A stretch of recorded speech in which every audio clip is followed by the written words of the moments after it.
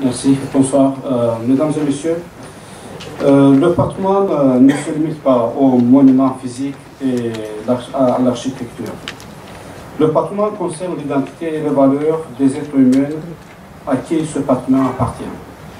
Le patrimoine mondial est la partie de l'identité de toute l'humanité en tant que telle. À cet égard, la préservation du patrimoine est très importante. Et spécialement, ce sujet est devenu encore plus pertinent de nos jours. Nous constatons actuellement que de nombreux sites du patrimoine culturel ont été délibérément détruits lors des conflits armés. C'est une attaque contre les valeurs de l'humanité. L'UNESCO, en tant qu'institution principale des Nations Unies chargée de la culture, joue un rôle particulier dans ce domaine. Nous pensons que tous les États partis et autres acteurs devraient soutenir l'UNESCO dans cette mission importante. L'une des principales conventions culturelles de l'UNESCO est la Convention de 1972 sur la protection du patrimoine culturel et naturel. Et son principal organe statuaire est le Comité du patrimoine mondial.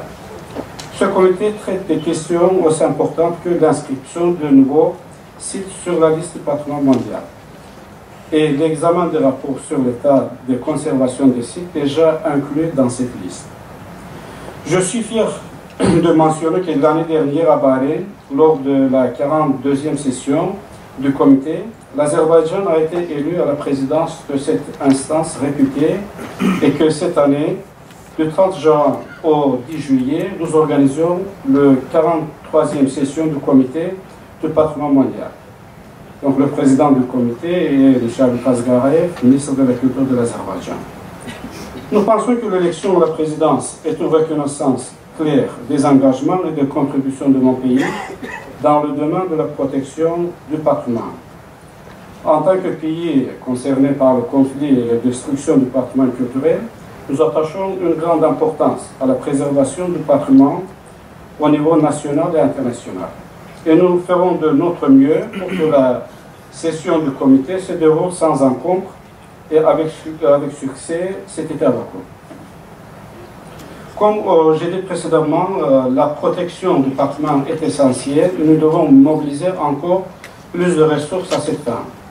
Ici, je voudrais citer le manuel militaire de l'UNESCO sur la protection des biens culturels. Cet outil de formation a été édité par l'UNESCO avec le soutien de l'Institut international de droit humanitaire et financé par la République d'Azerbaïdjan. Le manuel est consacré à l'importance de la formation des militaires dans les spécificités des biens culturels et leur comportement. Il contient les meilleures pratiques, les mesures préparatoires à l'identification, au déplacement et à la préservation des biens culturels pendant les opérations militaires et les ressources juridiques pour la protection des biens culturels.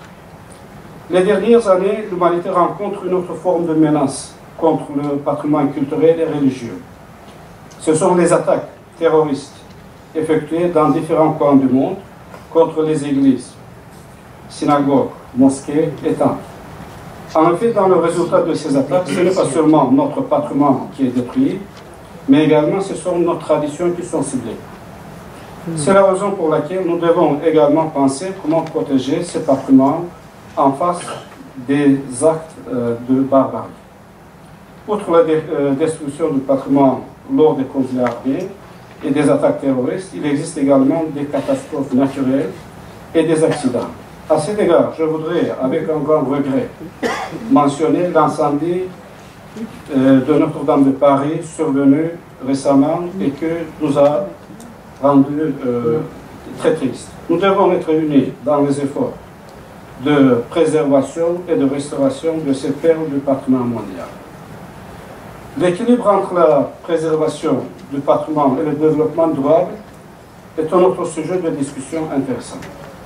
Il y a beaucoup de sites sur la liste du patrimoine mondial qui sont des destinations touristiques importantes. Il est donc important de développer le tourisme dans le cadre du développement durable, tout en respectant de normes élevées en matière de préservation de ce patrimoine historique. J'ai déjà mentionné plusieurs défis en matière de préservation du patrimoine et voudrais maintenant dire quelques mots sur le succès remporté dans ce domaine.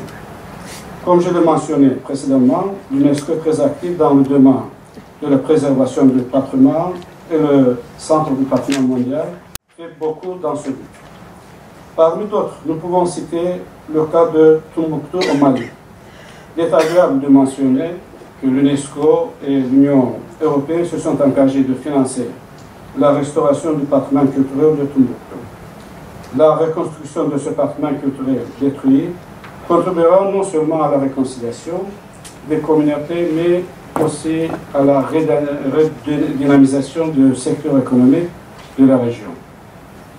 Le directeur général de l'UNESCO a lancé il y a peu de temps une nouvelle initiative visant à faire revivre l'esprit de Mossoul. Nous espérons que cette initiative sera couronnée de succès et contribuera à la restauration du patrimoine. En outre, le Comité du patrimoine mondial dispose de certains mécanismes à des fins de préservation. Chaque année, le comité examine les sites qui font face à des menaces et prend des décisions pour aider les États parties dans leurs efforts pour surmonter ces menaces.